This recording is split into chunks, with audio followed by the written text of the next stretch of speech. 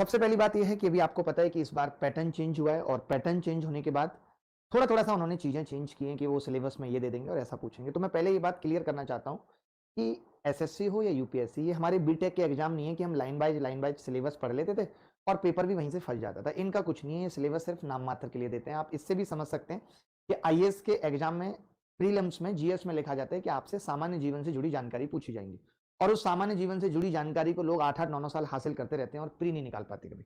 मानते हैं कि नहीं मानते इस बात को? तो वही सेम चीज यहाँ पे भी है कि जो सिलेबस उन्होंने लिख के दिया है, अगर हम ये सोचें कि वो सिलेबस के अकॉर्डिंग पूछेंगे तो ऐसा जरूरी नहीं है। मैं इसका एक बहुत अच्छा एग्जांपल आपको देता हूँ कि सिलेबस में हमेशा ये लिख के देते हैं कि हम रेगुलर पॉलीगन पूछेंगे, लेकिन कितनी बार ऐसा होता है कि रेगुलर पॉलीगन ना पूछ के खाली पॉलीगन पे सवाल पूछ लेते हैं। नहीं पूछा उन्होंने रेगुलर।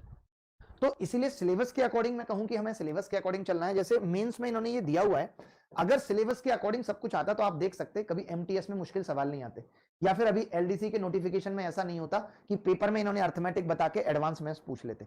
तो जो ये सिलेबस दिया हुआ है, मैं ये मानता हूं कि इसकी सार्थकता 1% है कि मैं सिर्फ सिलेबस के अकॉर्डिंग तैयारी करूंगा। मुझे सिलेबस के बाहर भी चीजें पढ़नी पड़ेंगी, यानी अगर नंबर सिस्टम लिखा हुआ है, computation of whole numbers, decimal, fraction, relationship between number लिखा हुआ है, इसका मतलब ये नहीं है कि आपसे रेशनल नंबर नहीं पूछे जाएंगे। इसका मतलब ये नहीं है आपसे नंबर ऑफ जीरोज नहीं पूछी जाएंगी। इसका मतलब ये नहीं है कि आपसे नंबर ऑफ मैक्सिमम पावर नहीं पूछी जाएगी किसी प्राइम नंबर के फैक्टोरियल में। ऐसा बिल्कुल भी नहीं है, सब कुछ पूछा जाएगा। हमें कंप्लीट नंबर सिस्टम पढ़ना है। ये मैं आपकी बातें क्लियर इसलिए कर रहा हूं क्योंकि बहुत सारे ऐसे बच्चे इस बार हैं जिनका पहली बार प्री निकल रहा है या पहली बार प्री क्वालिफाई करेंगे, तो वो बहुत एक्साइटेड हो जाएंगे, अरे अपना तो प्री निकल गया, बीटेक करके आए नए तो सिलेबस खोल देंगे, हम तो सिलेबस के अकॉर्डिंग तैयारी करेंगे। जैसे कि इन्होंने दिया हुआ है कि ये फंडामेंटल अर्थमेटिक ऑपरेशन पूछेंगे। परसेंटेज का मतलब है कि हमें पूरी परसेंटेज पढ़नी पड़ेगी 6 घंटे।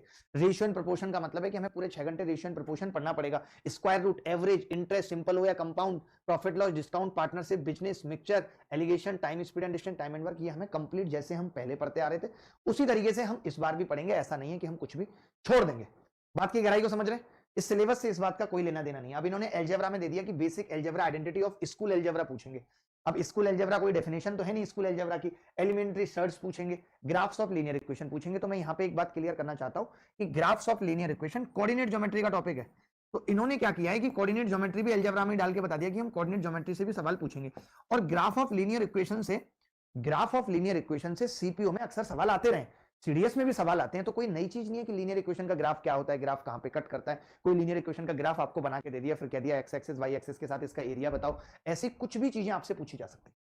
एलजेब्रा में अगर बेसिक आइडेंटिटी दिया हुआ है, इसका मतलब हमें सारे फॉर्मूला बेस्ड आने चाहिए। सारे एलजेब्रा में फॉर्मूले कितने हैं, 3xyz का फॉर्मूला क्या है, टाइप ऑफ सिमेट्री पे कैसे सवाल बनते हैं, डिग्री पे कैसे सवाल बन सकते हैं, पॉलिनोमियल क्या है, पॉलिनोमियल का एलसीएम एचसीएफ कैसे निकलता है, हमें सब कुछ पढ़ना पड़ेगा। आप छोड़ नहीं सकते कुछ भी।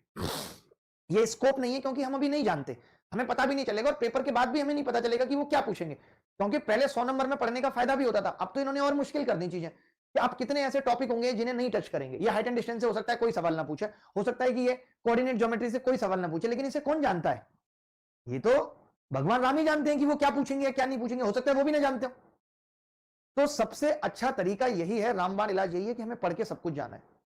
रामबाण इलाज आप जानते हैं, कोई भी हो सबका रामबाण इलाज ही होता है। ये हर धर्म में चलता है, ऐसा कोई धर्म नहीं है जहां पे रामबाण इलाज नहीं है। और रामबाण इलाज है कि हमें कंप्लीट तैयारी करनी है, कुछ भी छोड़ना नहीं है। अब जैसे मैं ज्योमेट्री की बात करूं तो इन्होंने लिखा है familiarity with elementary geometric figures and facts. अब बताओ इसका क्या मतलब है, कुछ सेंस समझ में आ रहा है? Triangle, its various kind of centres, congruency, similarity, circle, chords, tangent, ये सब लिखने से कोई मतलब नहीं है। जैसी ज्योमेट्री हम कंप्लीट पढ़ते थे उसी तरीके की कंप्लीट ज्योमेट्री हम अभी भी पढ़ेंगे, कुछ भी छोड़ नहीं सकते, कुछ भी नहीं छोड़ सकते। सलमान जी हमारे साथ हैं, अमन गुड इवनिंग बोल रहे हैं, तो बोथ भी गुड इवनिंग बोल रहे हैं। दूसरा मेंसुरेशन की बात करें तो जो चीजें हमें लग रही थी कि इन्होंने ज्योमेट्री में छोड़ दी, उन्हें इन्होंने मेंसुरेशन में रख दिया। Triangle, quadrilateral, regular polygon, circle, right prism, ये सब कर दिया इन्होंने। तो कहने का मतलब मैं अगर निष्कर्ष निकालना चाहूं, अब जैसे इन्होंने लिखा हुआ है कि हम आइडेंटिटी पूछेंगे sine square theta cos square theta बराबर 1। इसका क्या मतलब है? ईटी से लिख के छोड़ दिया कि ये सेक भी पूछेंगे, कोसेक भी पूछेंगे, कुछ भी पूछ सकते हैं, कोई नहीं रोक सकता, कोई नहीं रोक सकता। दूसरा इन्होंने जो नया शामिल किया, जैसे अभी तक जो हम तैयारी कर रहे थे उस तैयारी में अगर हम कोई चीज ऐड करने की बात करें तो एक ही चीज है जो हमें अपनी तैयारी में ऐड करनी है, वो है एक तो स्टैटिस्टिक्स। मैं ऐसा मानता हूं कि या तो ये स्टैटिस्टिक्स और डीआई को मिला के पूछेंगे जैसा कि इन्होंने सीपीओ में एक बार किया था, मीन मॉड मीडियन, या तो ये वो पूछेंगे। और कोई बेसिक सवाल ये प्रोबेबिलिटी पे पूछ सकते हैं, लेकिन प्रोबेबिलिटी अच्छी तरीके से समझने के लिए हमें परम्यूटेशन कॉम्बिनेशन भी सीखना पड़ेगा। ये 2-3 चीजें नई हैं जो हमें इस बार की तैयारी में जोड़नी पड़ेंगी जितना हम पहले पढ़ते थे। तो हम मेंस की तैयारी को कैसे रखने वाले हैं, मैं खाली अपनी ही बात नहीं कर रहा हूं, मैं बाकी शिक्षकों और बाकी सारे स्टूडेंटों की भी बात ये कर रहा हूं कि अब अगर आपको मेंस की तैयारी करनी है और आप चाहते हैं कि 30 के 30 में से आपके नंबर आ जाएं और आपको समय पता है कि बहुत कम समय आपके पास है, सिर्फ 3 मंथ्स हैं, 3 मंथ्स में कितना ही पढ़ लेंगे। तो जैसे आपने प्री तो क्वालिफाई किया ही है या प्री में तो आपने तैयारी की है, यहां पे क्या हो कि जो सिलेबस आप पहले पढ़ते थे वो सिलेबस तो आप पढ़ो ही पढ़ो, कुछ भी बचे ना। और सिलेबस कंप्लीट तभी हो सकता है डीआई, पीएनसी और प्रोबेबिलिटी के साथ जब हम एक भी टाइप ऐसा ना हो जो छोड़े। टीचर का काम क्या है कि वो एक भी टाइप ऐसा ना हो कि वो छोड़े।